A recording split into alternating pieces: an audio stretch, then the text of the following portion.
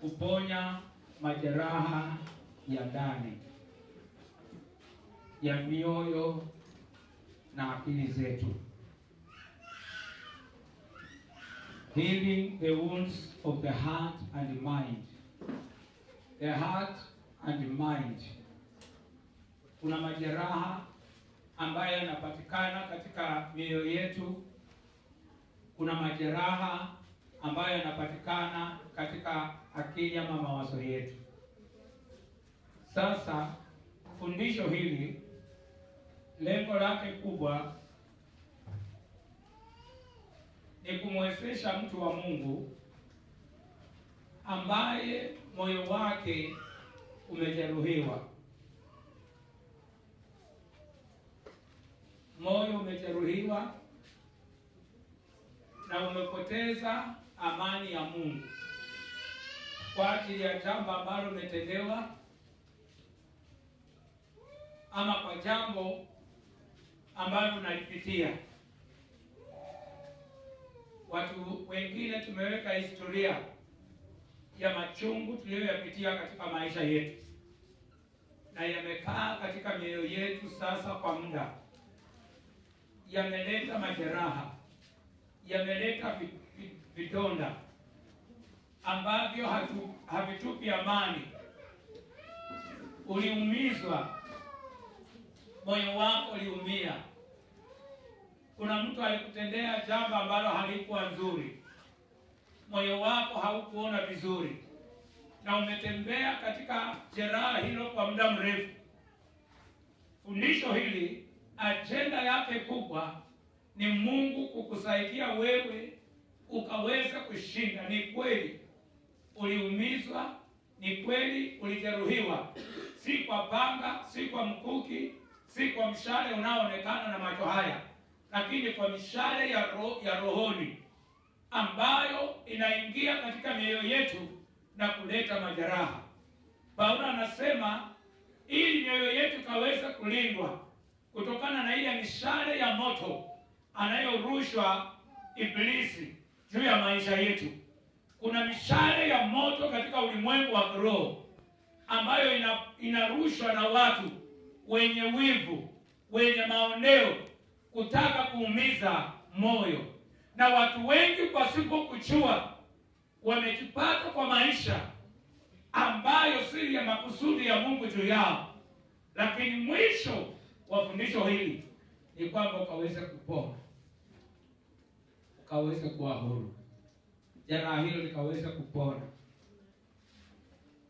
na ukarudi katika mpango na makusudi ya Mungu aliyo nayo juu ya maisha yako. Kanisa la Bwana liseme amen. Amen. So tulisoma katika kitabu cha Methali mlango wa 4 mstari wa 20 hadi 27, na pia tukasoma Wafilipi mlango wa 4 mstari wa 6 hadi wa 7.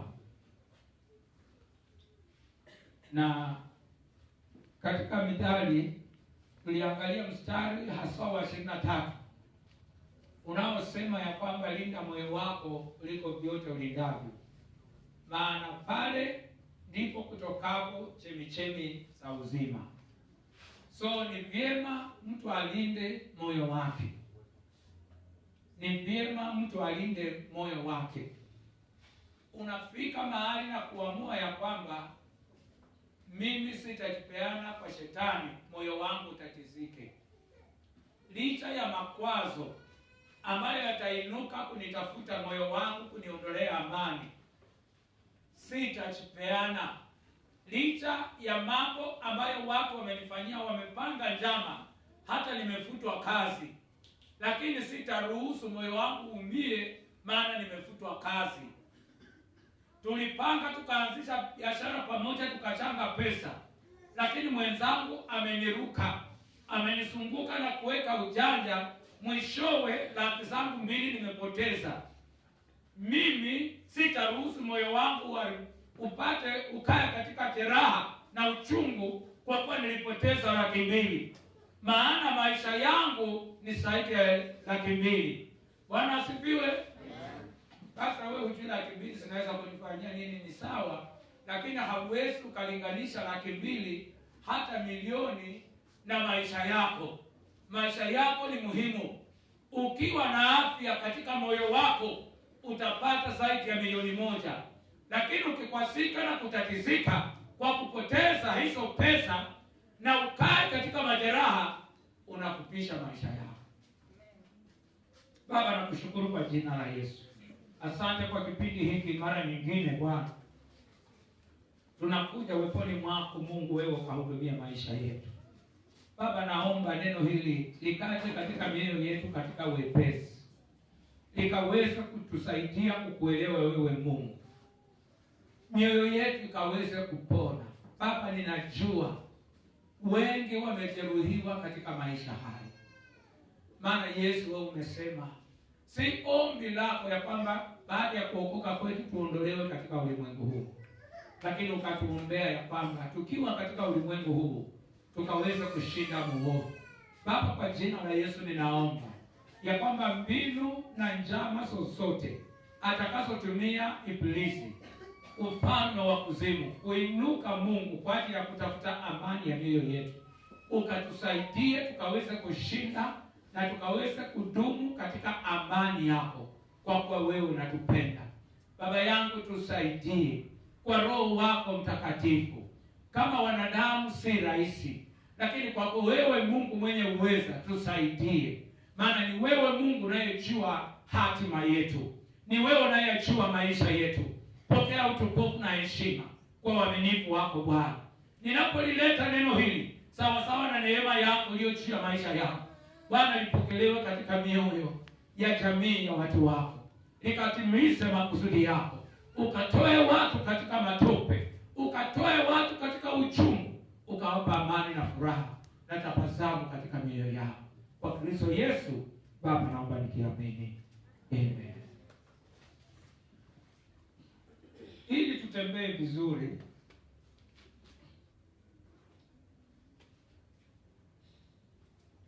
kwa yule ambaye hakuweka ataruti kwa mtandao ili apate mengine yenye hakuyapata, lakini sisi natamani tuende haraka ili tutembee katika muda ulio mbele yetu na tulimalize fundisho hili kwa wakati mzuri. Tulikuwa tumefika sehemu ya pili ya fundisho hili na tunaangalia chanzo, mambo ambayo yanaweza kuwa chanzo cha majeraha. Na nikasema, ndugu zangu, ni rahisi mtu akiwa na jeraha linaloonekana nje, maana watu watamshughulikia kwa haraka, atapelekwa hospitalini na atashughulikiwa. Lakini jeraha la moyoni, kama si kujikabidhi kwa Roho wa Mungu akusaidie, kuna hatari kubwa sana, kuna hatari kubwa sana. Lakini kutokana na hekima na ufahamu huu, naamini ya kwamba Mungu atatusaidia, tutatembea katika hekima yake, na kila mmoja wetu atakuwa katika nafasi ya kushinda na kukaa katika uaminifu wa Bwana katika maisha yake. Point number 1, kwa wale ambao ni wanafunzi wazuri, inasemaje point number 1? Chanzo, vyanzo vya majeraha ya mawazo na mioyo yetu. Number 1,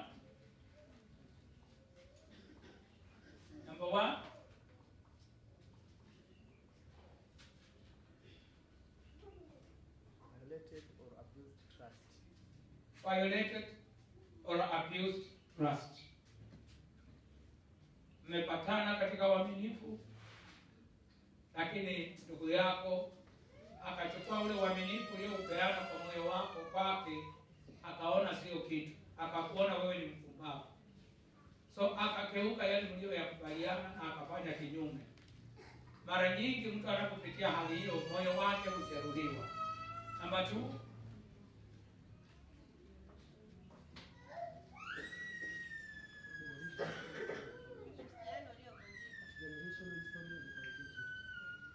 generational history.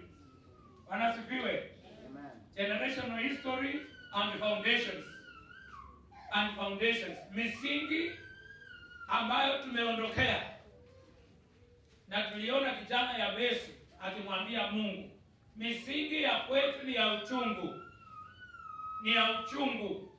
Watu wetu wanakaa katika majeraha. Na akamuomba Mungu, akamwambia Mungu, niondolee. Na Mungu akamuondoa. Na Biblia inasema Mungu akamtendea Yabesi sawa sawa na ombi na tamanio la moyo wake, na akaanza maisha tofauti. Namba 3, kama Yosef alikuwa anasema kitu. Uhusiano uliovunjika. Broken relationships. Amina. Ndio naona baba anaamua, ama mama mmoja akachukua watoto wake 5 wote akawadunga visu. Maana yeye na bwanake walifarakana, walikuwa katika uhusiano na wakafarakana. Baba licha ya nyumba ya kifahari, lakini anafunga milango ndani ya kwamba hakuna mtu atakayefungua, na anaweka petroli na anawasha. Hiyo inatokana na uhusiano uliovunjika, na mtu ana uchungu, maana moyo uliumia. Sasa kwa vile haikushughulikiwa hilo jeraha, matokeo yake ni haya. Namba 4, mistreatment and denied justice. Tuliona kijana anaitwa nani? Yefta. Ndugu zake wamemfukuza, anatakana apate urithi. Si kuna watu wengi tumeona wakikatana mapanga kwa ajili ya urithi, si ndio? Bwana asifiwe. Sasa Yefta, ndugu zake wadogo wakamfukuza, wakamwambia wewe mamako ni kahaba, huna urithi hapa kwetu. Wakamfukuza na akaenda akajiunga na watu, Biblia inasema waovu makatili. Wakaanza ushifta kama ule unaofanyika Baringo, wakienda kuiba na kufanya uchambazi na kushika meli wakinyang'anya watu. Sasa wakati vita vimeinuka, watu wa kwao wa Kiliedi wakawa wanahitaji mtu aliyeshitaka katika vita waongoze. Wakaenda kumtafuta Yefta, akawaambia ndugu zangu hapana. Akawaambia hapana. Mlinifukuza wakati niliwahitaji, mlinifukuza. Mna nini na mimi? Sasa maneno kama hayo yanatokana na moyo ulio jeruhiwa. Hiyo huwa ni ishara ya kwamba mtu ametembea katika majeraha. Anaweza kuwa amenunua makari lakini yuko katika majeraha. Uko Ukunda Mungu amekubariki lakini uko katika majeraha. Ndugu yako umemblock kwa simu. Mama yako utaki akupikie, wakitafuta nyumba ya simu yako wakipata unatupa na nunua nyingine. Maana uko katika uchungu ya wale waliokufanyia kule nyumbani. Sasa umekuja neema ya Mungu imekushukia, lakini bado unatembea katika uchungu. Hautaki uitalishe na watu wa kweli. Unasema sina haja nao kabisa, waniache. Hayo yote ni ishara za uchungu. Wakati mtu moyo wake umejeruhiwa. Kanisa la Bwana lisema amina. Amen. Pointi nyingine ama tumemaliza? Maneno ya kuumiza na kudhalilisha. I think tulimalizia pale. Si ndio? Bwana asifiwe. Si tulimalizia pale?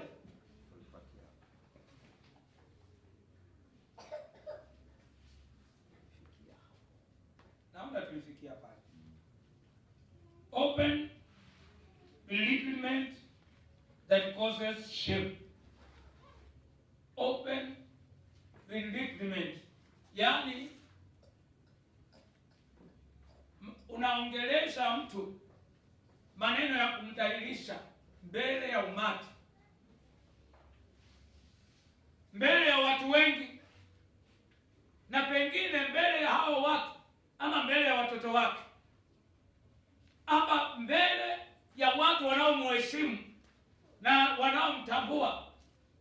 Alafu wewe unazungumza maneno ya kidhihaka.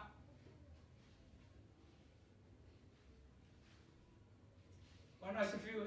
Amen. Bwana asifiwe. Amen. Amina. Amen.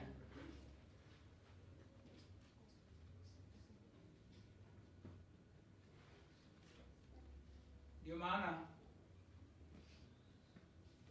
sisi watu wa Mungu ambao tumeokoka, nataka nilione kabisa,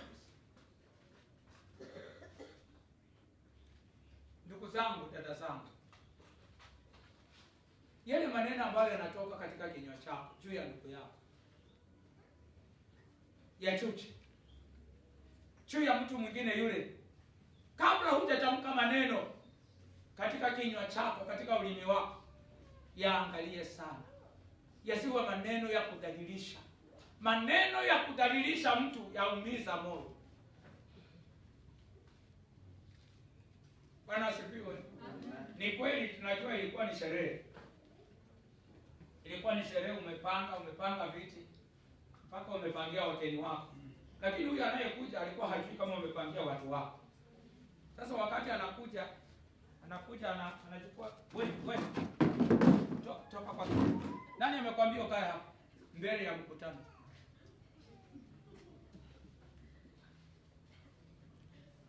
Wewe uchi, kuna wageni wanakuja.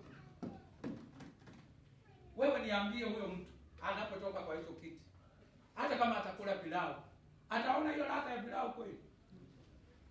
Maana imekuwa mbele ya watu hata wanaomjua. Lakini sinaonekana ni mambo rahisi. Si ni mambo yanafanyika.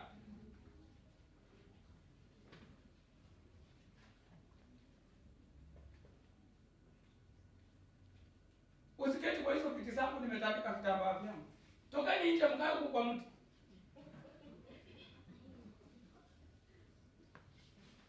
Mmeshawahi ona vitambaa kama hizo ndio mchafue? Bwana sifiwe. Mnachafua hizo vitambaa, mmeshawahi ziona?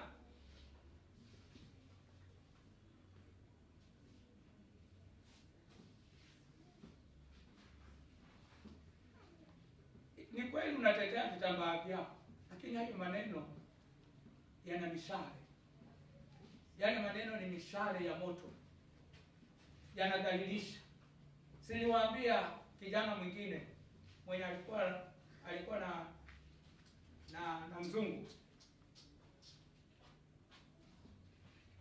Mama yake ametoka Kakamega, amekuja kumtembelea pale chini pale Zunga pale. Mbele ya watu, mbele ya wafanyikazi, wanaspray mama yake miguu asiingia kwa compound na achawa kunguni. Mbele ya wafanyikazi unaspray mama yako miguu.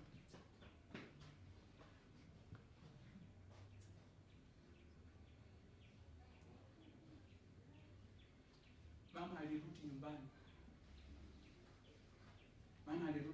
Aliacha hiyo korofi. Sio kama kumechekwa, lakini ni makovu. Ni makovu sana. Wasungu walipotea, Kijerumani kilipotea. Yule bwana. Sijui kama iko hapa.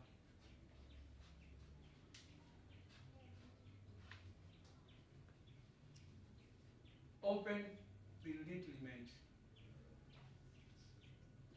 that causes shame. Unaacha ndugu yako analia ndani, amechikaza lakini ndani analia. Kwa nini aliniambia hivi? Kwa nini alisungumza maneno kama haya? Mimi nitamwambia. Chunga. Hata afadhali usimwambie kuliko muumize moyo wake. Na kama kuna lazima umwambie, zungumza mkiwa wawili. Bwana asifiwe. Sio mbele ya watu usungumze maneno ya kidhihaka juu ya mtu. Yanaumiza, yanaleta majeraha. Yanafanya mtu ikifika usiku halali, maana hayo maneno yanarudi. Kwani alinichukuaje? Kwa nini aliniambia maneno kama haya? Tuangalie maandiko.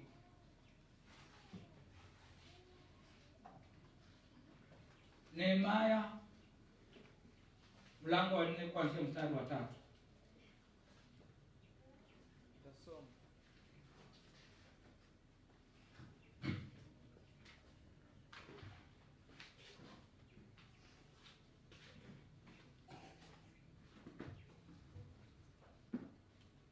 Nehemia mlango wa 4 kuanzia mstari wa 3, maandiko yanasema hivi: Tobia Mwamoni aliyekuwa upande wake akasema, wanachokijenga hata kama mbweha angepanda juu yake, huo ukuta wao wa mawe ungelibomoka.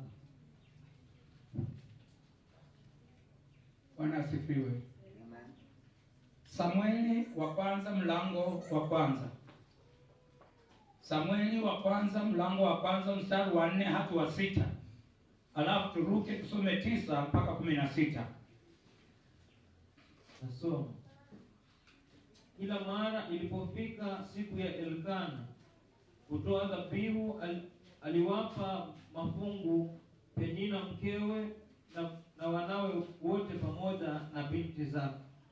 Lakini alimpa Hana fungu maradufu kwa sababu alimpenda, ingawa Bwana alikuwa amemfunga tumbo. 6. Kwa sababu Bwana alikuwa amemfunga tumbo mkewe, mke mwenzake alikuwa anamchokoza ili kumuudhi. 9 mpaka 16. 9 inasema hivi: siku moja walipokuwa wamemaliza kula na kunywa huko Shilo, Hana alisimama. Wakati huo kuhani Eli alikuwa ameketi kwenye kiti pembeni mwa mimo wa mlango wa hekalu la Bwana. Kwa uchungu wa rohoni, Hana alilia sana na akamwambia Bwana, naye akaweka nadhiri akisema, Bwana Unaweza kuachia pale baba. Tutasoma tuendelee vizuri. Jambo la kwanza tumeona Tobia na Sanbalati wakithihaki uongozi wa Nehemia katika ujenzi wa ukuta wa Yerusalemu. Kanisa la Bwana lisema amina. Amen. Yaani Tobia anasema hawa Waebrania wanacheka. Na wanacheka. Wamekusanyika wanacheka, wanasema angalia kale ka ukuta. Angalia kale, wanatoka chanzo na kija angalia kale ka ukuta, hata mbweha peke yake akisimama kwa kale ka ukuta katapomoka. Shwari ndugu zangu, mbweha. Bwana asifiwe. Amen. Si ya kwamba ni kweli mbweha anaweza kuangusha ule ukuta, lakini dhihaka, kutotambua kinachofanyika, moyo wa madharau juu ya mwenzako. Bwana asifiwe. Amen. Bwana asifiwe. Amen. Bwana asifiwe. Amen. Sasa kumechikasa. Mama nani wewe? Umenunua hii nguo. Hizi ni za fashion za zamani. Hizi ziliisha, siku hizi watu hawanunui. Bwana asifiwe. Yaani mwenzako ameng'ang'ana, amepata 1,500 lakini unaona hizi zilitoka kwa fashion.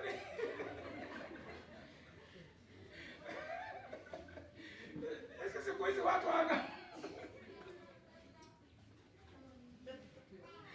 na yeye amejifit.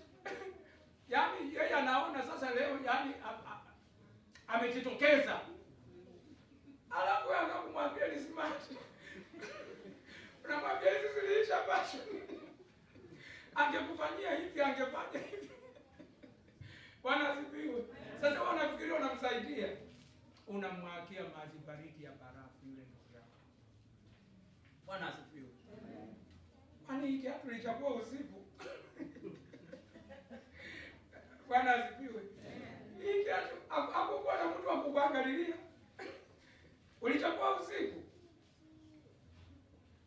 Kuna watu wanajua kuvunja moyo wewe. Kuna watu hawana moyo wa kushukuru wewe. Wanajua kuvunja moyo. Bwana asifiwe. Sasa Sanbalati na Tobia kweli havunje ukuta. Kweli. Bwana asifiwe. Na ukitaka kujua haikuwa kweli, ilikuwa ni kuwaumiza mioyo tu. Wakaendelea kupanga njama ya kuhakikisha wasimamishe kujenga ukuta. Maana haikuwa ya kwamba ukuta ni mbaya, ilikuwa ni kwamba hawafurahii na kinachofanyika. Ilikuwa wafunje wafanyikazi moyo wasifanye. Amina. Amen. Open believement. Sikia. Biblia inasema Ana akiwa katika nyumba ya Mungu, moyo wako ukiwa na uchungu, Uchungu umetokana na wapi? Uchungu wa Hana umetokana wapi? Mwenzake Penina kumdhihaki na maneno ya mauti. Anaenda katika nyumba ya Mungu, lakini moyo wake umeumia. Hapo mbele za Mungu moyo wake umeumia mpaka kiwango cha kumwambia Mungu, yale nimepitia na huyu mwenzangu, naomba unikumbuke Mungu. Kanisa la Bwana liseme amen. Akawa anachukua hatua ya nadhiri kwa mauti, maneno ya kuumiza. Nani ana mamlaka juu ya kupeana watoto? Nani ana mamlaka? Amina. Lakini Penina, kama tulivyo na Penina wengi, maneno ya kuumiza, maneno yanaumiza mwenzako, maneno ya kuumiza. Ana hata pasta wake pia hakumuelewa, akamuita mlevi pia, akaongeza kwa majeraha, akamuita mlevi. Utalewa mpaka lini wewe mwanamke? Wenzako wametoka wameenda nyumbani. Hapa moyo wangu unapitia uchungu. Amina. Moyo wangu una kilio tofauti na wale ambao wametangulia kwenda nyumbani. Nimebaki hapa, nataka niwe na wakati na Mungu wangu. Amina. Open belittlement. Penina alimdhalilisha Hana. Alimdhalilisha na moyo wa Hana ukaumia. Wapenzi katika Bwana, sisi tuna roho wa Mungu. Roho wa Mungu atusaidie katika kunena kwetu, katika majibu na maneno tunayoyatoa kwa watu, yawe maneno yaliyokolea munyu, yaliyo na neema. Kanisa la Bwana lisema amina. Amen. Tuongee maneno ya neema yatakayobariki na kufariji mioyo ya watu. Amina. Amen. Open belittlement ni chanzo cha majeraha. Unaacha ndugu yako na kilio na machozi. Ikifika usiku anaanza machozi. Kwani Bwana nilifanya nini? Kwa nini nichukuliwe hivi? Point number 6. Suppressed opinion. Suppressed opinion. 2 Samuel chapter number 17. 2 Samuel chapter number 17 verse 14 and 23. Lakini kama msomi wa Biblia, nimekoti hizo pasi mbili kwa ajili ya kusoma tuende haraka. Lakini wewe unasoma hiyo chapter yote, mtu wa Mungu, ukitaka kuelewa ni nini kinaendelea katika hiyo chapter. Msomaji karibu. 2 Samuel chapter number 17 verse 14 and 23. Ndio. Absalomu na watu wote wa Israeli wakasema, shauri la Absalom. Okay. Yes, Absalom na watu wote wa Israeli wakasema, shauri la Hushai Mwariki ni jema zaidi kuliko lile la Ahithofeli. Ndio. Kwa maana Bwana alikuwa amekusudia kupinga shauri zuri la Ahithofeli. Ndio. Ili kuleta maafa juu ya Absalom. Ndio. 23. Ahithofeli alipoona kwamba shauri lake halikufuatwa, akatandika punda wake, akaondoka kwenda nyumbani kwake kwenye mji wake, akaiweka nyumba yake katika utaratibu, kisha akajinyonga mwenyewe.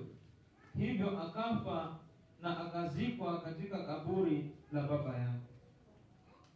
Suppressed opinion, yani mtu ametoa wazo, alafu hilo wazo limekataliwa. Wazo ambalo mtu amelitoa limekataliwa. Ni vizuri kuelewa, nimekuwa naongea na watu wa Mungu ambao ni viongozi katika kanisa hili, ya kwamba tukiwa tumekaa kama viongozi ni mfano tu, lakini hayo yaikwe hata mpaka manyumbani kwetu, hata tukiwa na watoto wetu. Bwana asifiwe. Wakati watu wanachangia mawazo yao, wacha kila mmoja azungumze kile ambacho kiko moyoni mwake. Kuna jambo linasema ya kwamba every opinion is right. Kila wazo linalotolewa liko sawa. Lakini katikati ya haya yote yaliyo sawa, tunatafuta moja tufanye nalo kazi kwa kukubaliana. Bwana asifiwe. Mzee Nicholas ametoa, Mama Austin ametoa, ndugu yangu Sami ametoa mawazo juu ya jambo ambalo tunaliongelea. Sasa tunakuja pamoja, tunayaangalia, alafu tunaona ubaya na uzuri wa kila wazo. Alafu tunakuja na hilo wazo ambalo lina uzuri mwingi na ubaya mchache. Sasa tunachukua hilo wazo na tunafanya nalo kazi.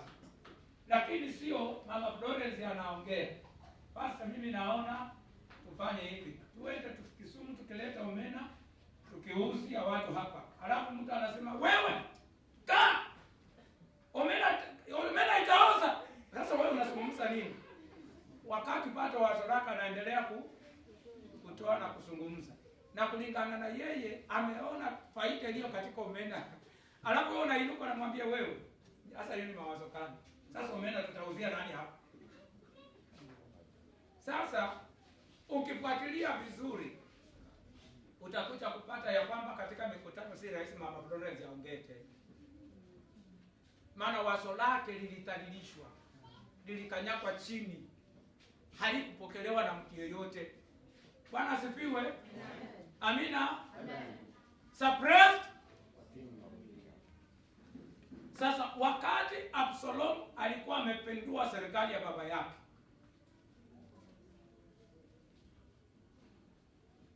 Absalom akawa anataka ushauri ili akaweze kudhibiti ufalme. Akaita washauri, na kulikuwa na washauri wawili ambao walikuwa kaa chini ya baba yake Daudi. Huyo Ahithofeli na Abishai walikuwa ni washauri. Lakini yule ambaye Biblia inasema ndugu yetu Josephat alituzungumza, alikuwa akizungumza yani ni kama Mungu amezungumza. Anazungumza ukweli na ushauri wake ulikuwa ni kweli. Sasa wakati Daudi amefukuzwa, anakimbia, Hushai akawa ameambatana naye, wanakimbia, wanatorokea uzima wao. Lakini Daudi kwa vile ni shujaa wa vita, akamwambia Hushai, "Baba, tukienda wote, Ahithofeli akitoa ushauri kwa Absalom, tutaangamia. Maana atampa ushauri wa sawa.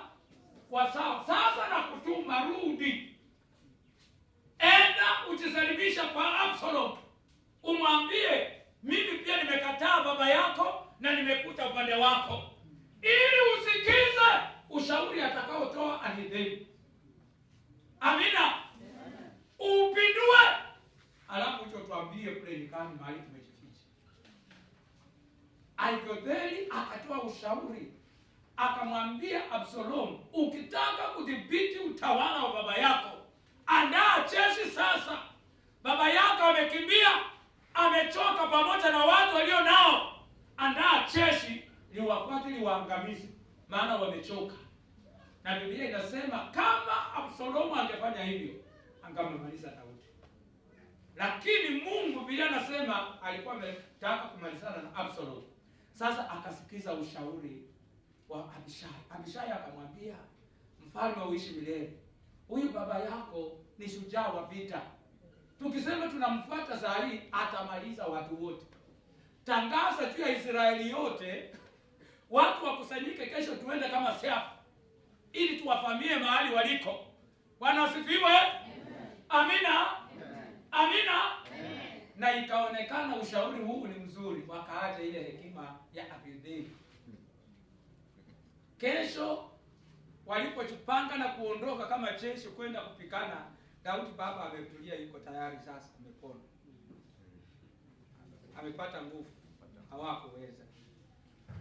hawakuweza, kijana aliuawa. Bwana asifiwe. Amen. Bwana asifiwe. Amen. Sasa huyu jamaa mwenye ushauri wa hekima alipoona hawa jamaa, mimi natoa ushauri na wanakataa, moyo wake ukaumia. Akachukua punda wake wapi?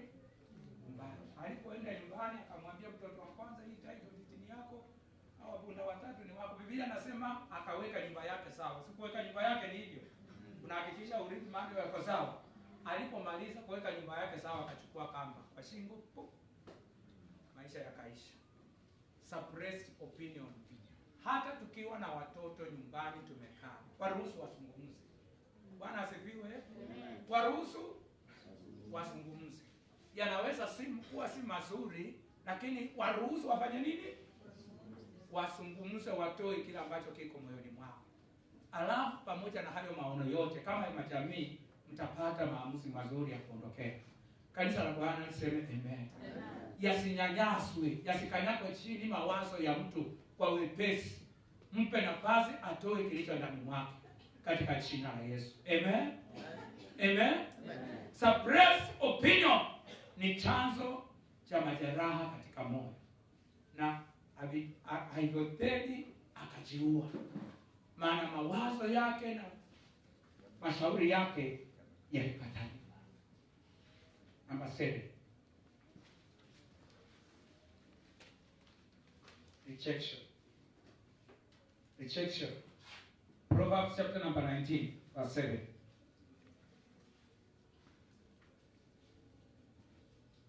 Proverbs chapter number 19, verse 7. Rejection.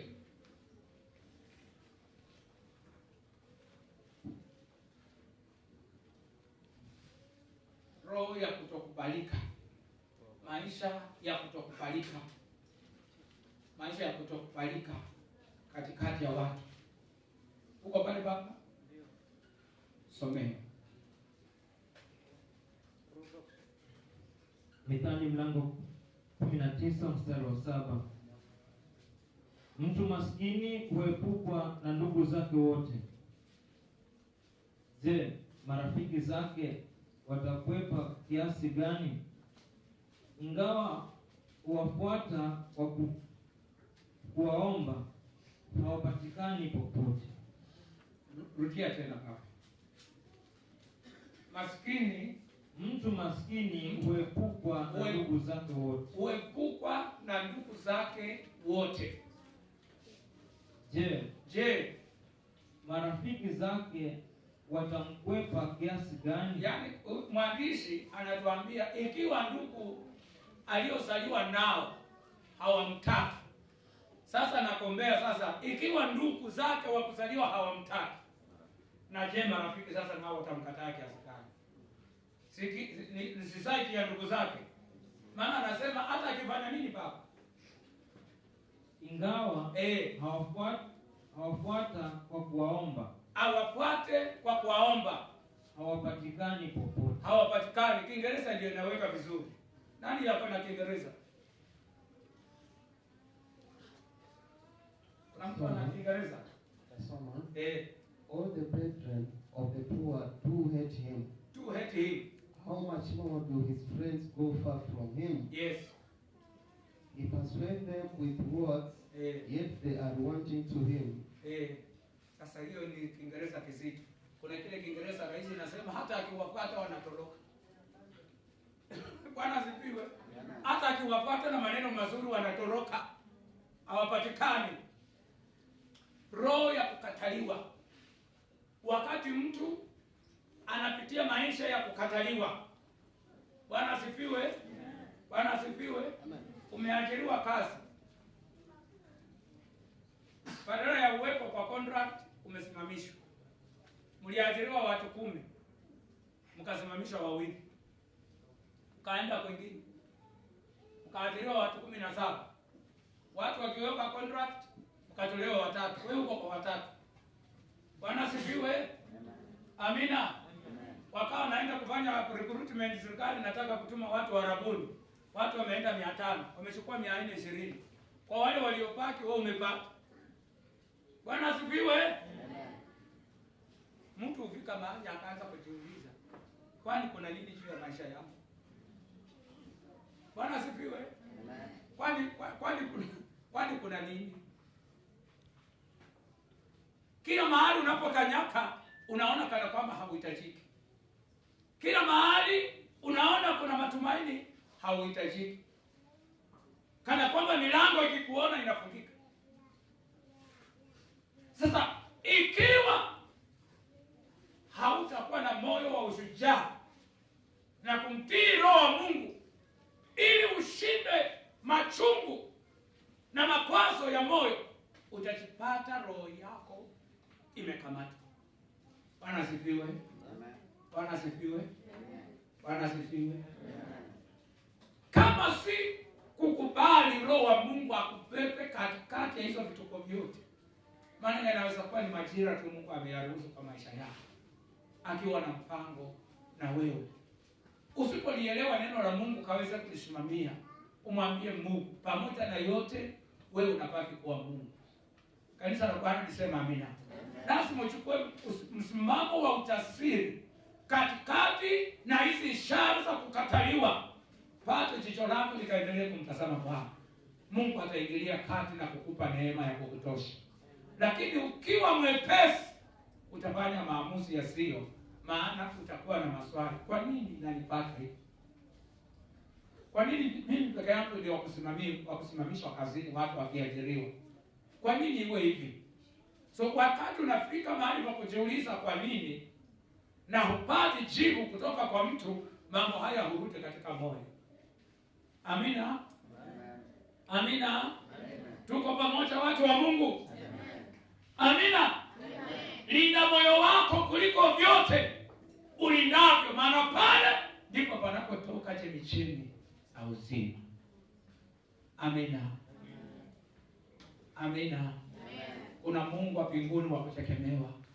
Simama kama shujaa, umwambie Mungu, niko hapa, siondoki. Mungu, moyo wangu wa kutegemea wewe, macho yangu yako kwako. Ninajua Bwana, wewe ndiwe Mungu wangu, wewe ndiwe kimbilio mfalme.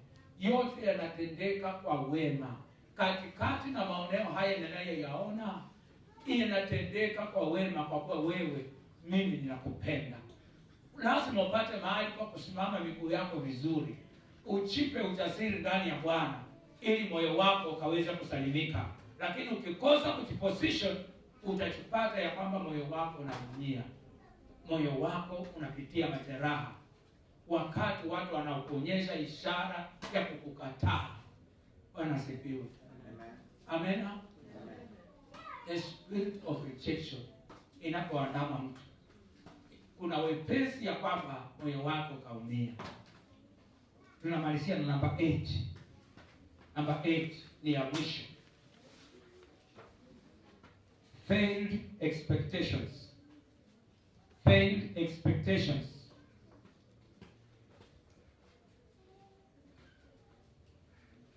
Failed expectation. Matarajio ambayo hayakutimilika vile ulivyotarajia. Ulikuwa na matarajio lakini hayakufanyika ama kutimilika kama vile ulivyotarajia. Matthew chapter number 27. Matthew chapter number 27 verse 1 to 8.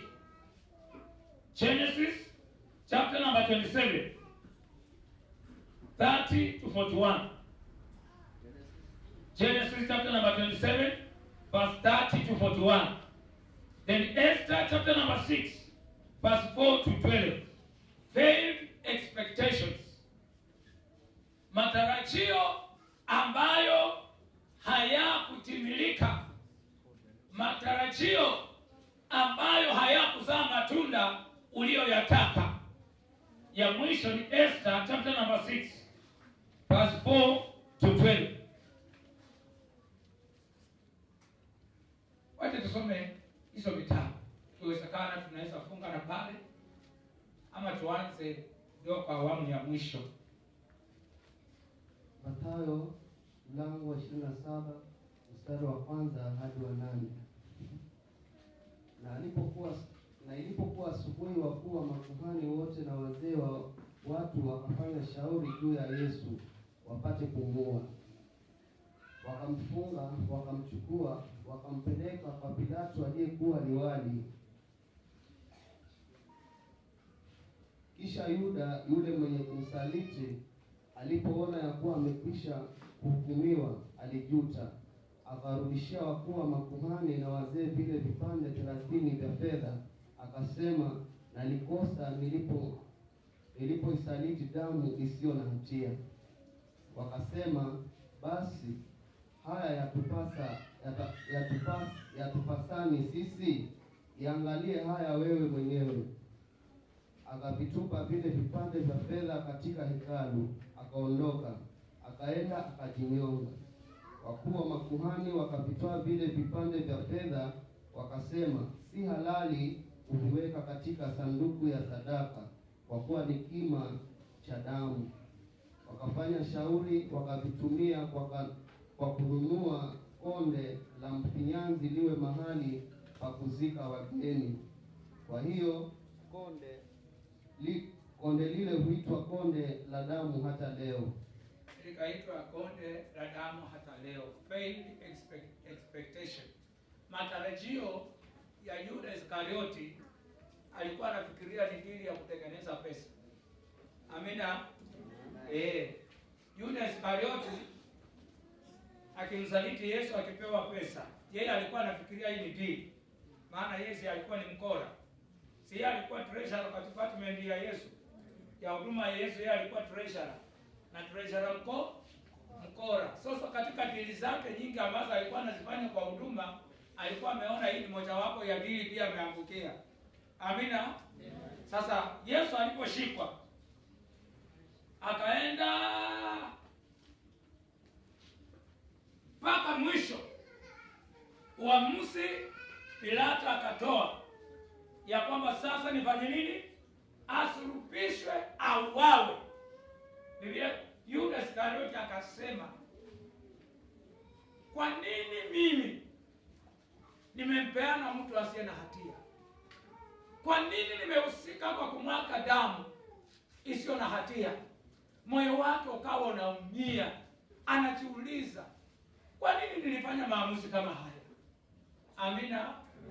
Amina. Biblia inasema akachukua hizo fedha, akawaenda kwa makuhani na wazee wa Wayahudi. Akaenda akawaambia, chukueni pesa zenu, mimi sina hatia nazo. Hizi pesa ni damu ya mtu asiye na hatia. Wakamcheka sana. Wakamwambia, sisi kile tulitaka tumemaliza baba. Sasa sisi tuna nini na hizi pesa? Usitusumbue. Sisi ajenda yetu tulitaka na tumemaliza. Wapenzi katika Bwana, lazima tuwe macho katika maamuzi tunayoyafanya. Usiche kuchutia baadaye katika maisha. Shauri moyo wako kabla kufanya maamuzi. Amina. Shauri moyo wako kwa Roho wa Bwana kwa maamuzi unayotaka kuyafanya. Sasa Yuda ameona ya kwamba alilolifanya jambo hili ni mbaya sana. Ni saiti ya pesa alizozipata. Too late. Failed expectations. Akaondoka, moyo wake ukiwa na uchungu mwingi sana mbele ya wale wazee. Hata majibu waliompa pia ni kama yaliongezea kumuumiza moyo wake. Akaondoka, kaenda akafanya nini? Akajinyonga. Moyo umeumia. Kwa nini nilifanya maamuzi kama haya? Amina. Hebu soma kitabu cha kufuata. Failed expectations. Mwanzo 27 mstari wa 30 hadi 41. Ikawa Isaka alipokwisha kumbariki Yakobo, alipokuwa Yakobo ndio kwanza ametoka mbele ya Isaka baba yake, mara Esau ndugu yake akaja kutoka katika uwinda wake, naye pia amefanya chakula kitamu, akamletea babaye. Akamwambia baba yake, babangu na aondoke ale mawindo ya mwanawe, ili roho yako inibariki. Isaka baba yake akamuuliza, unani wewe? akasema, mimi ni mwanao Esau, mzaliwa wako wa kwanza. Isaka akatetemeka tetemeko kuu sana, akasema, ni nani basi yule aliyetoa mawindo akaniletea? Nami nimekwisha kula kabla hujaja wewe, nikambariki, naam, naye atabarikiwa. Esau aliposikia maneno ya babaye, akalia kilio kikubwa cha uchungu sana. Akamwambia babaye, nibariki na mimi nami, babangu. Akasema, nduguyo amekuja kwa hila, akauchukua mbaraka wako. Akasema, je, hukuitwa Yakobo kwa haki? Maana amejitia mahali pangu mara mbili hizi. Alichukua haki yangu ya mzaliwa wa kwanza, na sasa amechukua mbaraka wangu. Akasema, je, hukuniwekea na mimi mbaraka? Isaka akajibu akamwambia Esau, tazama, nimemfanya awe bwana wako, na ndugu zake wote nimempa kuwa watumishi wake. Kwa nafaka na mvinyo nimemtegemeza. Nami nikufanyie nini sasa, mwanangu? Esau akamwambia babaye, una mbaraka mmoja tu, babangu, unibariki mimi nami, babangu. Esau akapaza sauti yake akalia. Isaka baba yake akajibu akamwambia, angalia, penye manono ya nchi patakuwa makao yako, na penye umande wa mbingu unaotoka juu. Kwa upanga wako wewe utaishi, nawe utamtumikia nduguyo, na itakuwa utakapoponyoka utalivunja kongwa lake katika shingo yako. Esau akamchukia Yakobo kwa ajili ya ule mbaraka babaye aliyombariki. Esau akasema moyoni mwake, siku za kumlilia baba yangu zinakaribia, ndipo nitakapomua ndugu yangu Yakobo. Amina. Matarajio ambayo hayakutimilika. Esau matarajio yake ni kwamba baba amenituma niende mawindoni nimtengenezee chakula, maana umri wake umeenda, akule kutokana na mawindo yangu ili aweze kunibariki. Hayo ndio matarajio ya Esau. Si ndio wapendwa? Yes. Ameenda mawindoni, anakuja na furaha, akijua na anajua neno la baraka la mzazi linamaanisha nini.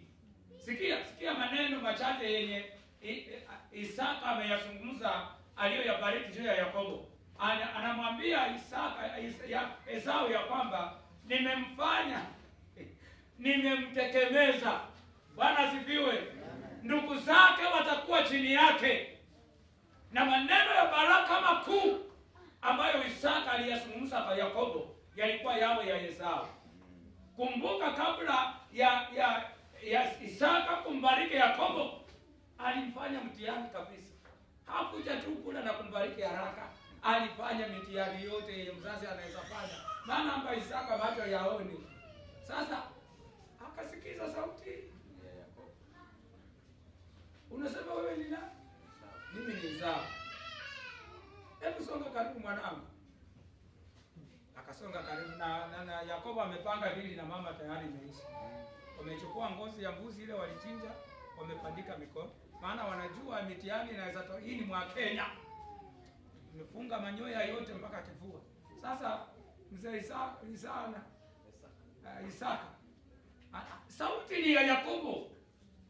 Lakini hebu songa mwanangu. Akasongea. Hebu nipe mkono. Akashika. Bona sauti ni ya Yakobo lakini mwili wa Esau. Mimi Esau baba.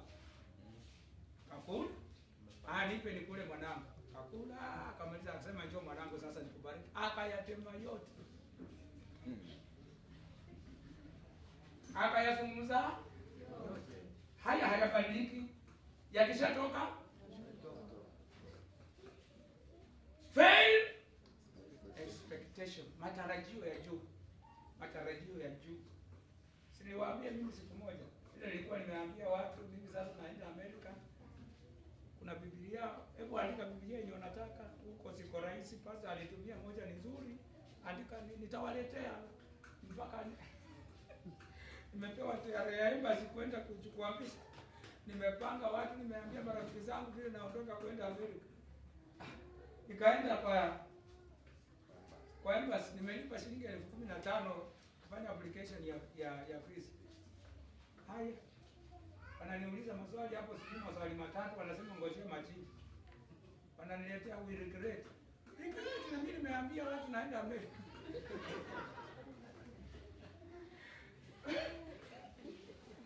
Bwana asifiwe. Hapo ndio nilijifundisha. Wapenzi, kitambo tetemeshe moyo wangu. Utakuwa tena. Hapo ndio nilijifundisha sasa kuwa sugu katika Bwana. Amina. Hapo ndio Bwana alinistretch. Bwana alinipitisha kwa moto. Hakuna kitu kwa maisha kinaweza kupapaisha moyo wangu. Amina. Amina. Failed expectations yakavunjika. Isaka anakuja babake. Kwanza hilo swali la kwanza, babake anakuuliza wewe ni nani? Hiyo peke yake linaanza kuleta wasiwasi. Kwani wewe ni nani? Ukiona hilo swali linaulizwa na ni baba yako, ujue kwanza hapo kuna mambo yameenda makosa. Anamwambia baba, mimi si ni Esau. Wewe ni Esau. Kwani nani amekuwa hapa ambaye nimembariki? Basi anaweza kuwa ni yule ndugu yako mkora yule Yakobo. Hakika nimembariki. Na nimembariki na yeye ndiye atakuwa mkuu wako, wewe utakuwa chini yake, utamtumikia. Bwana asifiwe. Sikia vile Esau alireact. Biblia inasema alilia kwa uchungu.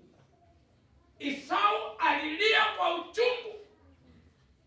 Sikia vile tunamalizia. Anasema baba yangu hana muda mrefu. Wacha nimalize maombolezi, nikishamsika hakika ndugu yangu Yakobo hataishi. Maana moyo umefanya nini? Umeumia. Katika moyo wake anapanga kumalizana na ndugu yake. Maana amemuibia kilichokuwa chake. Maana moyo umeumia. Failed expectations. Amina. Amina. Kuna ndugu ambaye yeye amematch.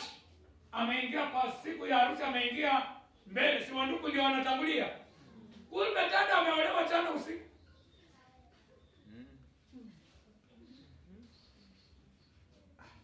Ndugu, tumeni muwe mnahakikisha kama yuko kwanza kabla hutaingia. Tumana watu warauke waangalie kama yuko. Huyu ndugu akabacha akaingia. Kumbe dada ameenda jana usiku. Wewe utaniambia huyu ndugu atatoka hapo na sifa. Lakini usuri alifarijika, maana walisema nani yuko hapa tayari kuolewa? Mchungaji na mshukuru yule akawauliza wadada hapa, nani yuko tayari kuolewa hapa? Akampa mke na wakaenda. Akaisha. Bwana asifiwe. Lakini kama ungemwacha arudi nyumbani, akumbuke vile alikuwa ananunua chips. Bila alinunua viatu. Bila alisonga nywele. Umwacha aende nyumbani alale, atatinyoka hiyo. Amina. Amina. Failed expectations. Matarajio ulikuwa nayo lakini hayakutimia. Bwana asifiwe. Umeshawahi kuwa na hitaji, alafu mtu akakuhakikishia, anasema kama nimechelewa saa 5. Kama nimechelewa saa 5, ikifika saa 4:30 ukijaribu angaa ka message tu atule saa 5 zinakaribia. Simu imefunga. Simu imefunga. Na wewe umesema kwa chama unakuja saa 6:30. Huyu alikuwa akupe saa 5, wewe kapeana kwa chama saa ngapi? Na wamekutishia, wanasema kama hutakuja tuacha kubeba vitu. Amekuweka wapi huyu mtu?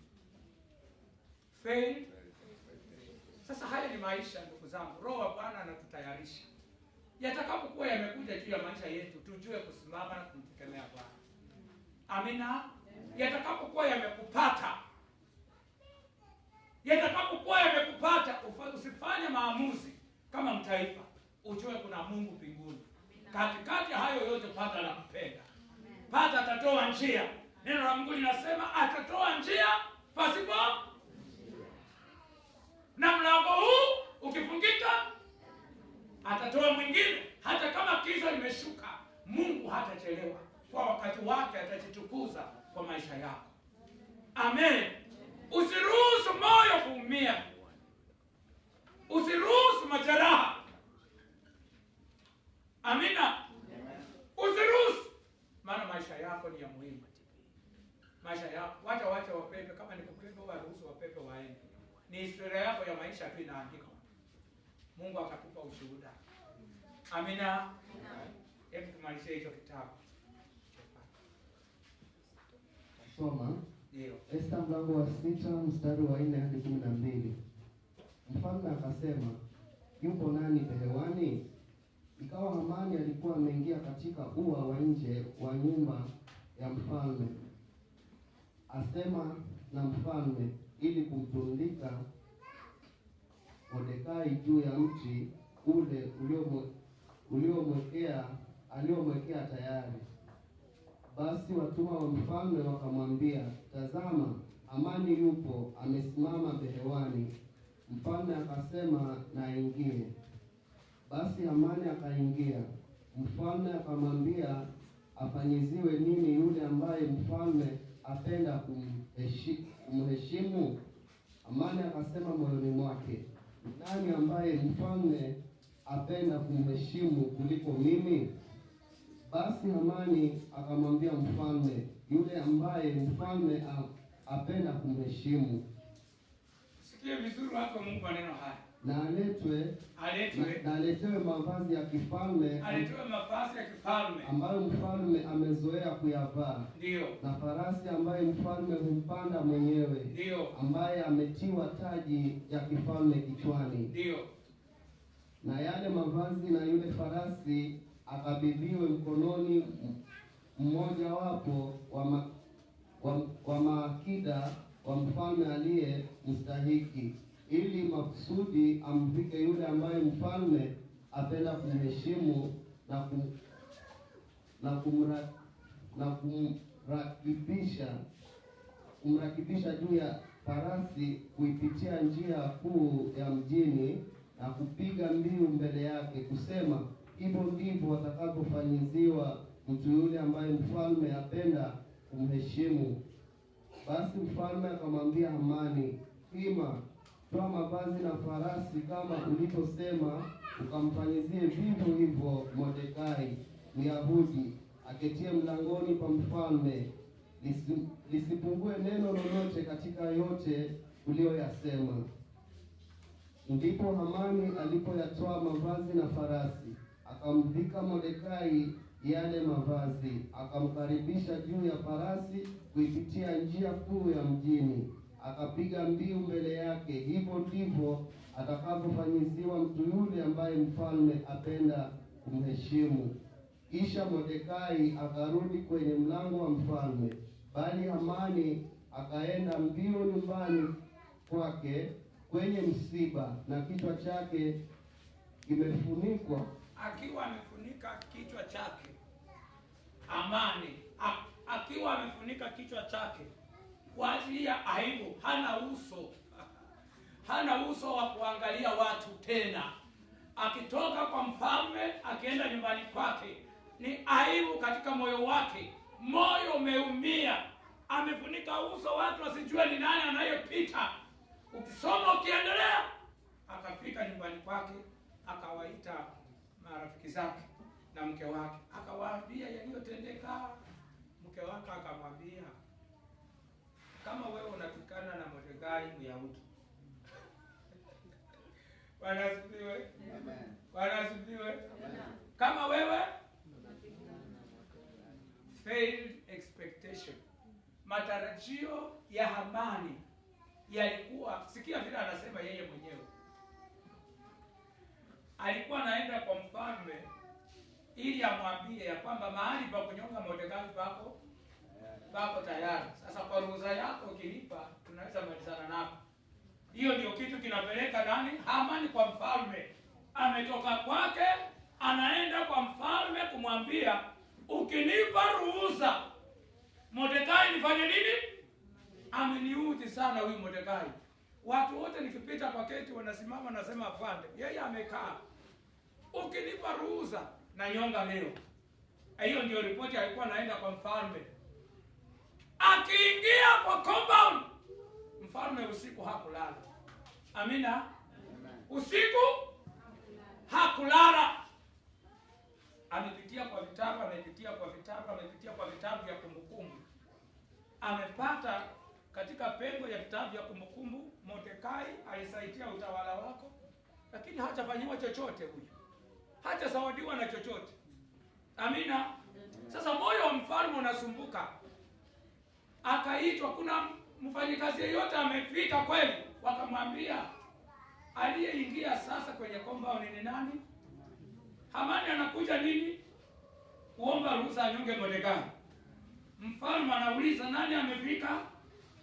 Amani. Hebu mwambieni Amani aje. Amani akifika kwa mfalme, mfalme anamwambia hebu nieleze Amani.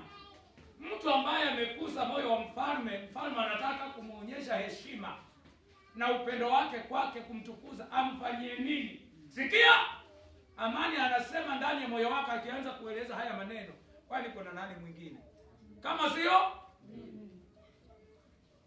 Sasa hayo mapendekezo anayatoa akijua ni yeye anafanyiwa.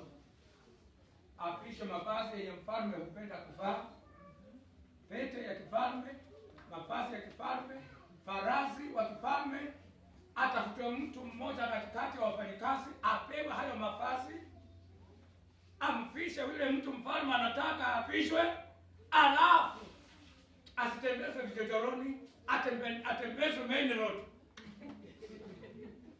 Bwana asifiwe. Atembeze wapi?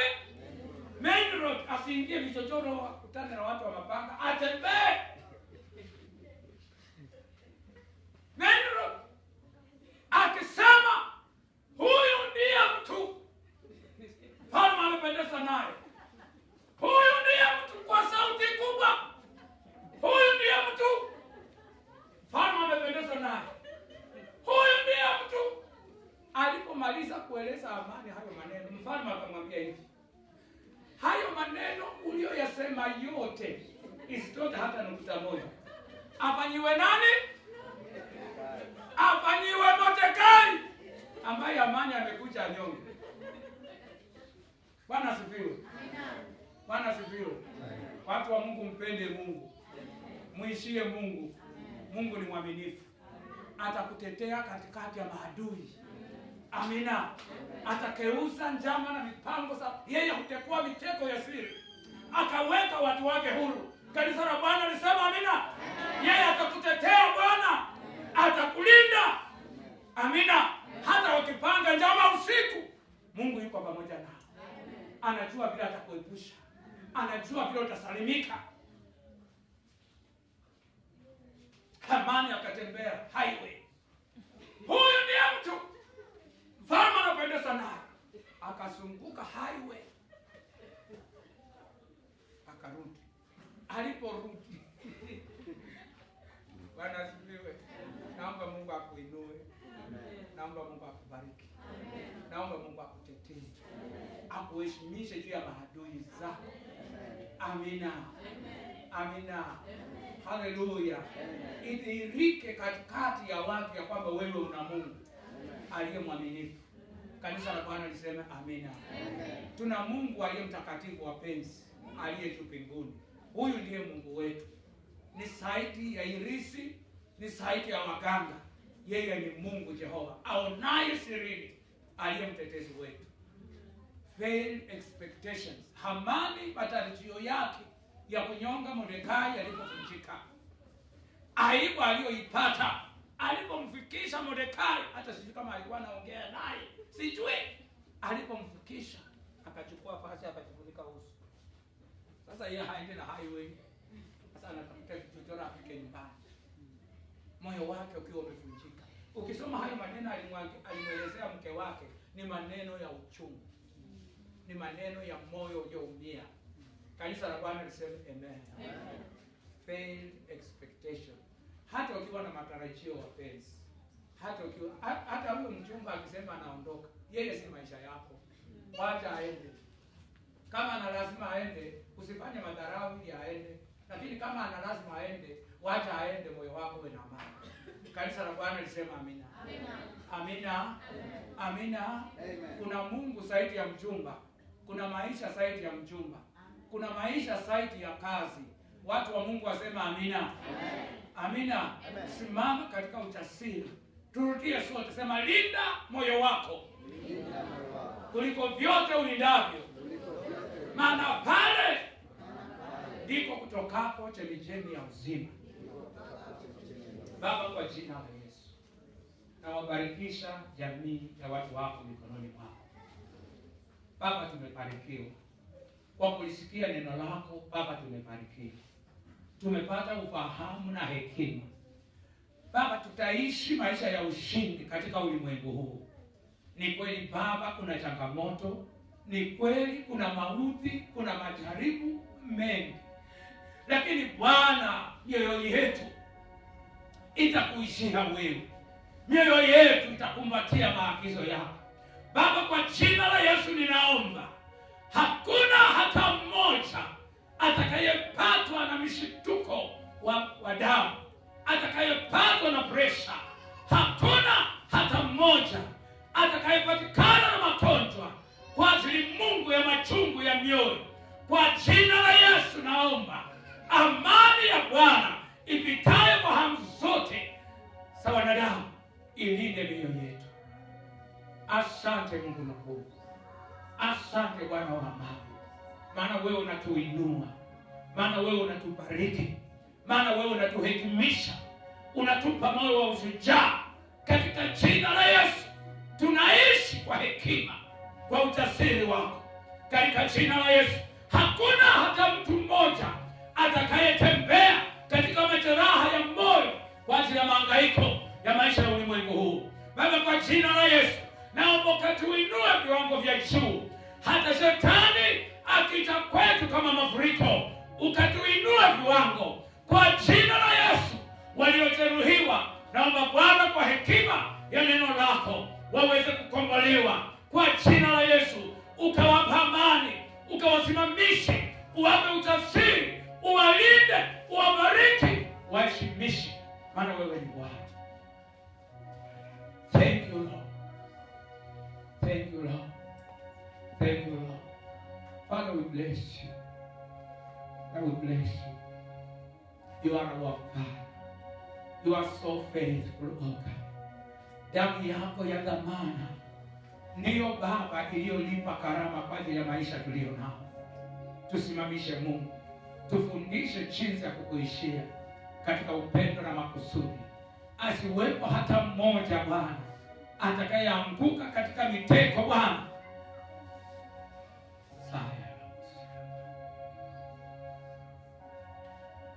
Yes, Lord. Yes, Lord.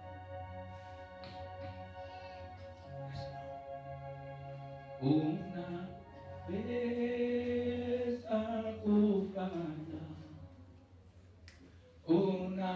unaweza kutenda mambo makubwa zaidi ya niomba. Bwana, unaweza kufanya, unaweza kutenda mambo makubwa zaidi ya niombayo. Baba, tunaomba tukijua wewe ni mwaminifu. Tunakutumainia Baba, maana tunajua Zaidi ya maombi yetu wewe ufanye, zaidi ya maombi yetu wewe utenda. Utukufu, sifa na heshima na adhama ni kwako, kwa Kristo Yesu. Baba, naomba nikushukuru. Amen. Thank you Lord. Tumpe Bwana sadaka.